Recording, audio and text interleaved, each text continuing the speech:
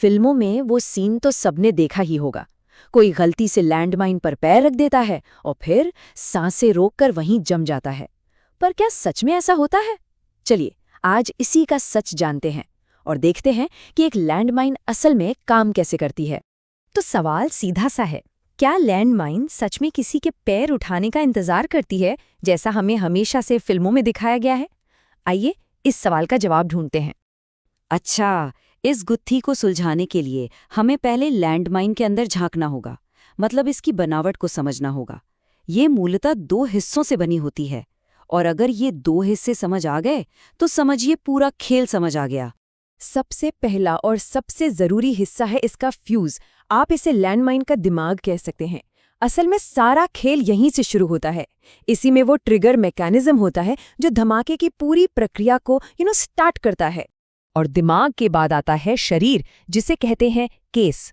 और इसी केस के अंदर भरी होती है इसकी असली ताकत, यानी वो मेन विस्फोटक जो असल में तबाही मचाता है। तो ठीक है, दिमाग और शरीर तो समझ आ गया, पर ये काम कैसे करता है? यहीं पर फिल्मों की सारी कहानी झूठी साबित हो जाती है। असल में धमाका पैर हटाने पर नहीं, बल्कि पैर रखते ही शुरू हो जाता है। हाँ, ये एक 4 स्टेप की चेन रिएक्शन है और सब कुछ पलक झपकते ही होता है। तो होता क्या है? देखिए, फ्यूज के ऊपर ना 3 छोटे छोटे पिन होते हैं। जैसे ही इन पर वजन पड़ता है, मतलब कोई पैर रखता है, तो पूरा का पूरा मैकेनिज्म नीचे दबता है। अब अंदर एक स्प्रिंग पर लगा हुआ पिन है, जिसे स्ट्राइकर कहते हैं। उसे कुछ छोटी छोटी स्टील की बॉल्स ने रोक रखा होता है। जैसे ही दबाव पड़ता है, ये बॉल्स अपनी जगह से खिसक जाती हैं, और जैसे ही वो हटी, स्प्रिंग वाला स्ट्राइकर आजाद हो जाता है और जोर से नीचे कैप से टकराता है। बिल्कुल वैसे ही जैसे माचिस की तीली डिब्बी पर रगड़ खाती है। बस यहीं से उल्टी गिनती शुरू हो जाती है। उस टक्कर से पैदा होती है एक छोटी सी चिंगारी, और यही वो चिंगारी है जिसके निकलते ही ये तय हो जाता है कि धमाका तो अब होकर रहेगा। अब इसे कोई नहीं रोक सकता।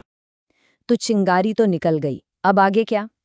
अब जो होता है वो सिर्फ 3 सेकंड के अंदर होता है, लेकिन यही 3 सेकंड है जो इस हथियार को इतना ज्यादा खतरनाक बनाते हैं। ये सब कुछ बिजली की रफ्तार से होता है।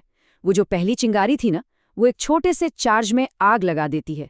इससे जो गैस बनती है, वो सिर्फ आधे सेकंड में पूरी माइन को जमीन से उछालकर करीब 5 फीट ऊपर हवा में फेंक देती है। और फिर ठीक 3 सेकंड बाद होता है असली धमाका, जब मेन TNT फटता है। और ये मत समझिए कि ये सिर्फ एक धमाका है, नहीं। जब वो मेन विस्फोटक फटता है तो उसके साथ केस के अंदर भरी छोटी छोटी मेटल की बॉल्स, मतलब छर्रे, हजारों गोलियों की तरह हर दिशा में फैल जाते हैं। इससे इसका असर और भी ज्यादा जानलेवा हो जाता है। तो अब हम ये तो समझ गए कि ये काम कैसे करती है, और हॉलीवुड वाला मिथक भी टूट गया। पर चलिए अब इसके असल दुनिया पर असर की बात करते हैं, क्योंकि ये एक ऐसा हथियार है जो बस इंतजार करता है। और हाँ, एक और बात, ये सिर्फ दबाव पड़ने से ही एक्टिवेट नहीं होती। एक और तरीका है, ट्रिप वायर। इसमें क्या होता है कि एक बहुत पतला तार सेफ्टी पिन से जुड़ा होता है। अब जैसे ही कोई उस तार से टकराता है या उसमें उलझता है, पिन खिंच जाती है और बस वही पूरी कहानी दोबारा शुरू हो जाती है। अब जरा इसके फैलाव का अंदाजा लगाइए। एक अनुमान के मुताबिक इस वक्त दुनिया भर में करीब 11 करोड़, जी हाँ, 11 करोड़ एक्टिव लैंडमाइंस जमीन में दबी हैं, बस इंतजार कर रही हैं। ये आंकड़ा वाकई में डरा देने वाला है। और बात यहीं खत्म नहीं होती। ये कोई एक तरह की नहीं होती। दुनिया में 350 से भी ज्यादा अलग अलग तरह की लैंडमाइंस मौजूद हैं। हर एक को अलग अलग काम और अलग अलग जगहों के लिए बनाया गया है, जो इस पूरे मसले को और भी ज्यादा पेचीदा बना देता है। अगर एक आम एंटी पर्सनल माइन की ताकत की बात करें, तो उसके फटने पर 50 मीटर के दायरे में किसी का भी जिंदा बचना लगभग नामुमकिन है। ये है इसकी तबाही की रेंज। तो ये सब जानने के बाद ये पूरी टेक्निकल जानकारी हमें एक बहुत बड़े और गहरे सवाल पर लाकर खड़ा कर देती है।